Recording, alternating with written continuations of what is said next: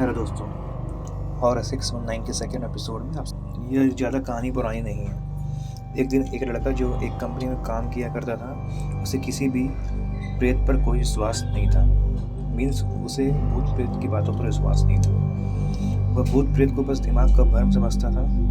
एक दिन उसकी कंपनी में कुछ काम बढ़ गया, जिसके कारण उसे घर वापस आने में देर हो गया। वह अपने ऑफिस से देर रात को निकला। वह अपने बाइक से था। कुछ दूर चलने के बाद उसका बाइक खराब हो गया। अब वह अपनी बाइक को पैदल ही लेकर चल दिया। कुछ दूर के बाद उसे एक बस स्टॉप दिखाई दिया। वह कुछ देर वहाँ रुका रहा। उसके पास एक साधु होकर बैठ गया। साधु अपने पास एक बीड़ी रखा हुआ था।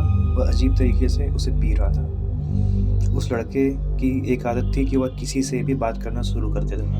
मीन्स वो लड़का ऊपर टाइप का था। वह इस साधु से भी बात करने लगा।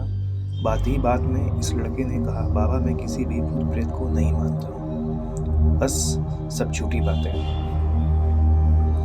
साधु ने कहा, तुम भले ही भूत प्रेत को मानो या फिर ना मानो, लेकिन तुम यह ना कहो कि भूत प्रेत नहीं होते हैं, ये सब होते हैं। इस पर उस लड़के को थोड़ी सी हंसी आ गई।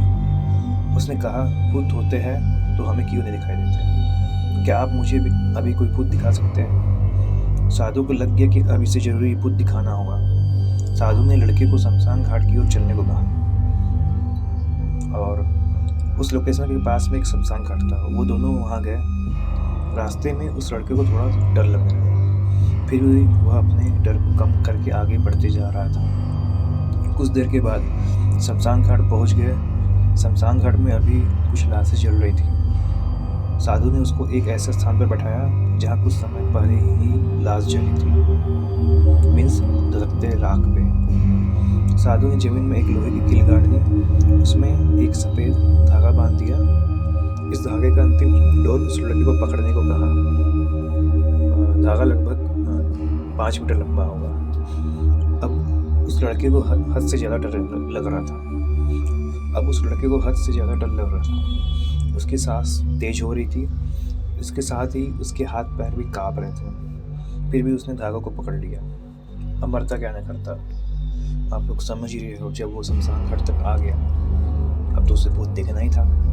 साधु ने कुछ बतासा को 4 जगह रख दिया। सारे बतासे उस धागे के पास से एक लाइन में रखे थे।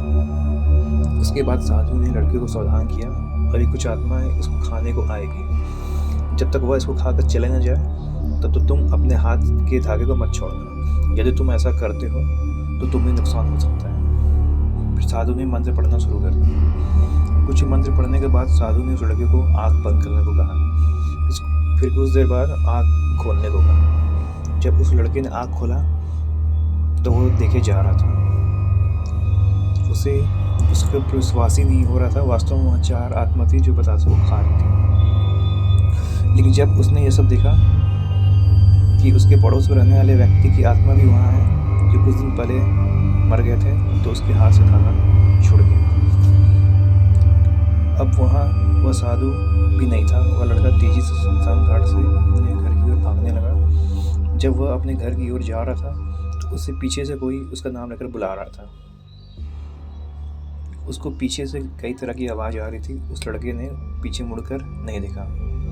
अपने घर जाने के बाद उसने यह सब कुछ अपने माता पिता से बताया। फिर वो अपने कमरे में सो गया।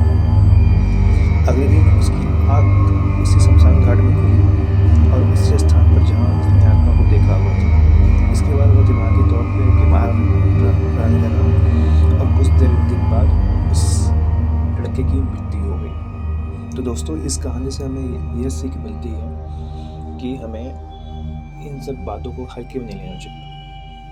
अगर आपको ये वीडियो अच्छी लगी तो please like this video and subscribe my channel. Thank you.